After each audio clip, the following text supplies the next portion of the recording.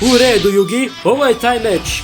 Velika šorka, božanstvena tuča, opšte narodno veselje, o meni pričaš, aj beži u kurac! Moram imati veru u svoje karte.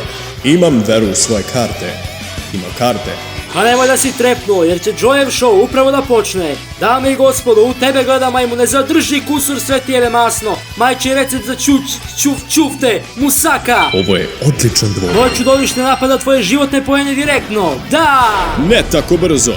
Ja aktiviram efekat Kuribosfere, koji stavlja tvoje čudovište u odbranu. Ovo aktivira moju zamku Tragediju.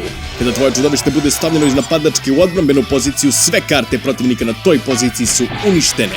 Au, Yugi. Samo sam se zakuktavao. Aktiviram moju drugu zamku Buckasti Debeli Anđeo, koja mi daje 3 svetlo tokena kad god je moje čudovište na groblju zbog zamke, što aktivira moje kozmičko kulturno poštovanje, što pretvara sve svetle u tamne tokene.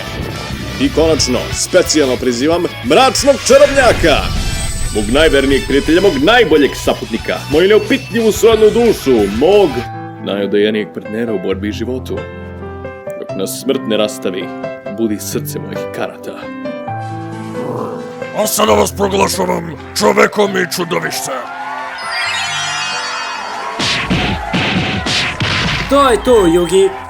Možda si sad pobedio, ali neću odustati od svog sna da budem najtipičniji i najvoljeniji stereotip u Yugiverzumu. Arrive, doviđenja. Palim ja odavde. O moj bože, to je tako hot.